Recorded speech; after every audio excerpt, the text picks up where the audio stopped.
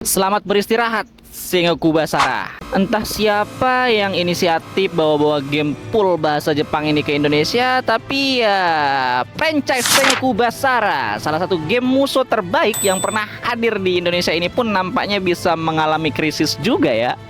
Pada awal kemunculannya di tahun 2005 di PS2 dengan judul Sengoku Basara, game ini sebenarnya tidak begitu disambut meriah oleh player Jepang karena dianggap belum matang dan terlihat hanya mencoba menirukan kesuksesan game musuh lain yang sudah lebih dahulu dikenal dari Koei seperti Samurai Warrior dan Dynasty Warrior. Terlebih lagi judul Devil King di region Amerika tidak begitu laku karena dianggap menghilangkan identitas Basara yang dimana judul beserta karakternya pakai bahasa Inggris dan unsur Jepang yang jadi ciri khas game Basara banyak dihilangkan. Belum lagi UI serta atmosfer gameplaynya yang dark malah bikin makin mirip dengan Samurai Warrior dari Toei. Game pertama Basara ini pun disebut tidak menarik dan aneh oleh player barat saat itu. Karena hal ini, tim Capcom memutuskan untuk fokus dengan pasar Jepang dan mulai mencoba untuk membentuk identitasnya sendiri, sehingga muncullah seri Sengoku Basara 2 disusul Sengoku Basara 2 Heroes yang dianggap memberikan fondasi yang sangat kuat dalam memberikan identitas musuhnya sendiri bagi game Basara. Style dan efek khas anime yang kuat serta story dan mode yang beragam membuat game ini benar-benar diminati oleh player Jepang. Dan pastinya kita semua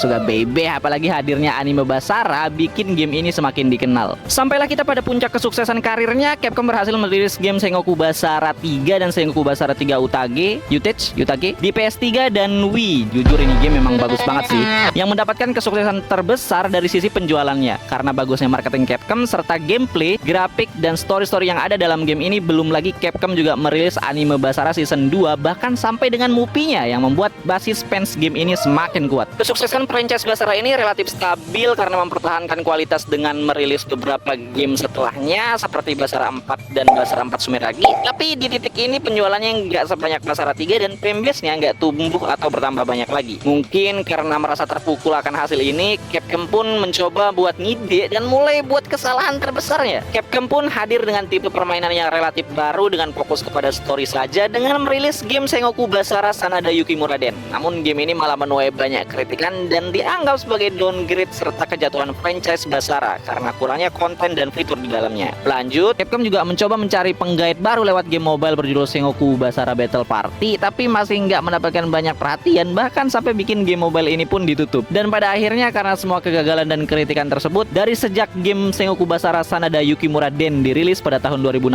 sampai dengan sekarang 2025, belum ada info akan hadirnya Basara 5, di mana pihak Capcom menyampaikan bahwa franchise Basara sepertinya perlu untuk beristirahat panjang. Tapi nggak mati kok, tunggu aja kabar terbarunya. BTW, subscribe kalau kalian suka topik kayak gini.